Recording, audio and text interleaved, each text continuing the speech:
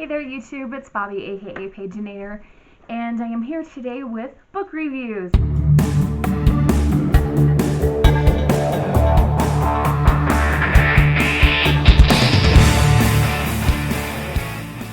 I have two books that I have recently read that I would like to share some thoughts about. These are both adult books, which is strange for this channel because usually I'm talking about YA. But the last week of school I was given a book by one of my students whose mom is the high school librarian, and it was The Anatomist's Wife by Annalee Huber. So I want to talk about this a little bit. This is the first book in a series called the Lady Darby Mystery Series, and you can find these on Amazon. I have already ordered the next couple of books in the series because no self-control. But this is a historical murder mystery series. So we have Lady Darby, who her first name is Kira, and we are in Scotland in the year 1830. She is living with her sister and brother-in-law and their family because her husband has passed away. Her husband was an anatomist studying the anatomy of human beings and basically married her for her drawing skills. He used her as an illustrator for his famous anatomy books, and it was kind of an open secret that he hadn't really done the drawings and that she had, so she's considered by many in the elite society to be unnatural and very much under suspicion. And so when she's at her sister and brother-in-law's home in Scotland and someone is murdered, immediately all eyes are on her. But her brother-in-law knows that she has a good mind and totally believes in her, and so he asks her to work with this man Gage, who's investigating the crime, and they work together to solve the murder. There is a bit of friction and tension and sparks going on between Kira and Gage, and so it's kind of fun to see, oh, will they, won't they, will they, won't they? And I won't say what exactly happens between the two of them, but it's not what you probably would suspect.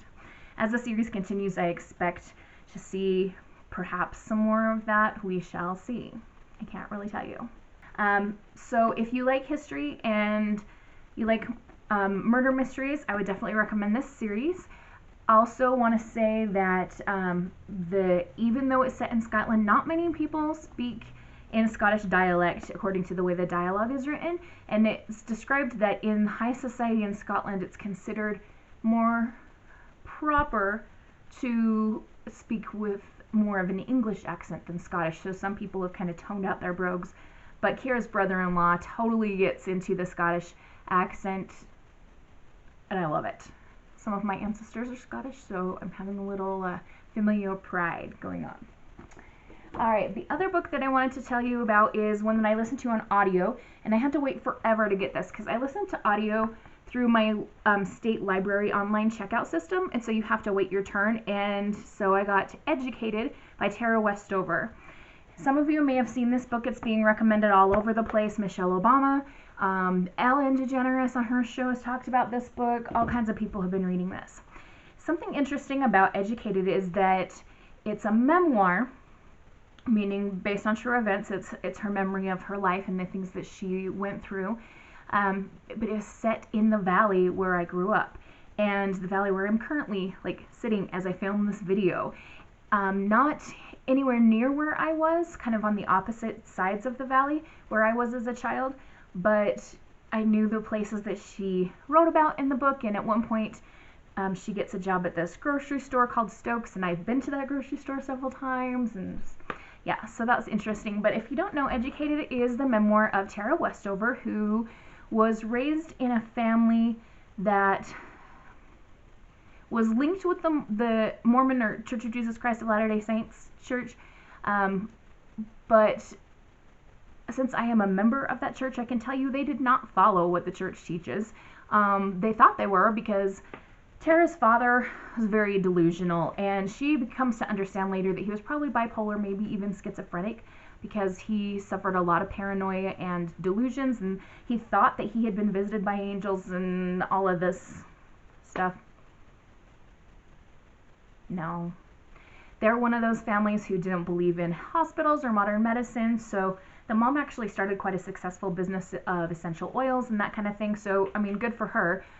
But at one point, Tara's brother is in an accident and his head is damaged so badly that they can see brain material.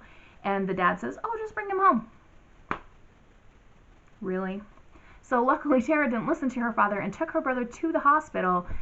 And that example is very emblematic of what she goes through in the book. She's starting to learn the parents that I had maybe were different than other parents, and they taught us things that maybe aren't necessarily the truth. Like, it's okay to go to public school. She was never given the opportunity to go to public school. She's homeschooled, but really sent to her room and said, go do this many pages in your math book, and she would just flip through them. Because what else is a kid going to do when they're told to go read a math book? And so the story is her becoming educated, hence the title of the book, Educated. And she did become very educated. She has a doctorate degree, and she went to BYU in Cambridge. She had a fellowship at Harvard. She's a very, very educated woman. And if you Google her name, Tara Westover, you can find all kinds of video clips. Bill Gates interviewed her one time. She was on the Ellen show. There's tons and tons of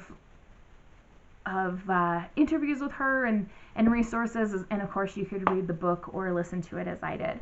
I felt like the audiobook narrator did a great job, and it was a pleasure to listen to, although kind of horrifying with what this poor child and the rest of the kids in that family went through. I kind of feel like I haven't done a super great job telling the story, but I don't want to give everything away. Just know that it's people with good intentions. I don't doubt for a minute that her father loved her and loved her siblings, but just due to probably some mental illness and whatever else went wrong, he just made bad choices and kind of led his family down a different path than maybe most of us would have. And yeah, sometimes good people do the wrong things. Just while we're talking about books, I don't have a review for this because I'm just barely starting this, but just as a heads up, I am starting the book Shout by Laurie Halse Anderson. This is, if you know the book Speak, that was probably her most famous book about a victim of sexual assault that speaks out finally. And this is her story when the author was sexually assaulted, actually raped by someone when she was 13 years old. And this is her story told in verse. I am a little bit worried about going into this because I don't want it to trigger things for me and anxiety stuff, etc. But I really, really want to read this story because I feel like there are lots of people out there, both men and women, young men and young ladies, who have gone through similar situations. And if I have a book that I can put in someone's hands and say, this person's been what you've been through what you've been through, that's very, very powerful. Yeah, so that's all I'm going to say. So I may or may not do a book review on this depending on how many emotions it triggers, etc. But I did promise that I would do more book review videos, so here is your first taste of that.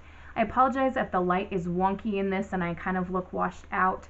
When I'm not at my house, I have limited choices for filming, so I'm sitting in the area of the bedroom window and I'm watching a train drive past, so if you can hear any strange sounds, it's probably the train whistle. So anyway, I am going to wish you all a wonderful and bookish day. Happy reading. Adios.